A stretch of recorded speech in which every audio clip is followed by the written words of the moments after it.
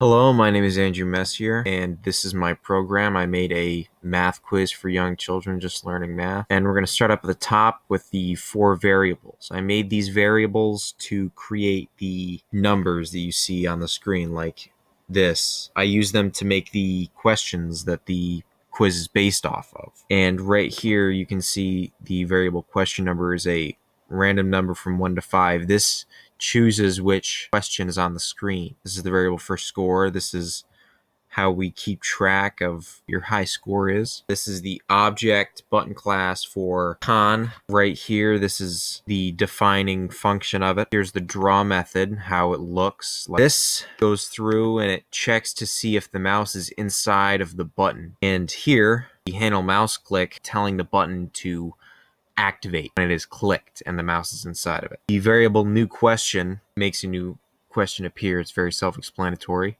And here are the new instances of buttons.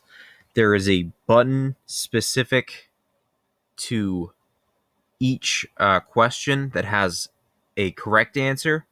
Another button is close to the correct answer, and then there is a third button which is just completely random. So you can see that the label here, A plus B, which is generated by the top two variables right here. These two would choose a random number between 20 and 50 and then add them together. And then that is what would show up on this new instance of the button, which is button 1.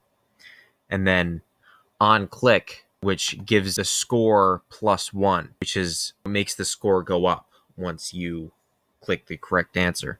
And then it also, right here, you can see new question. That button is clicked, it calls for another question. Button 2 and button 3 are similar, except for the on click function. If you click either button 2 or button 3, which are incorrect, which go for all of the incorrect buttons, then the score goes down by 1 instead of up by 1. But it also gives a new question. And this goes down for about 15 buttons. A variable mouse clicked makes it so that if question 1 appears, then only button 1, 2, and 3 be able to be clicked. Same thing goes for button 2, etc., etc. Here's where we get to the questions themselves. This is the variable for addition 1, which is the first addition question. It's a function. Here you can see the text, what is, and then the variable for A at the top, plus the variable B. That displays this text at 8530. It also displays the first 3 buttons. The same thing goes for addition 2, except the only difference is that variables change both on the text and on the buttons. Another one for subtraction and subtraction 2, and then a multiplication one. Here's the draw function, which is the function that allows everything to appear on the screen.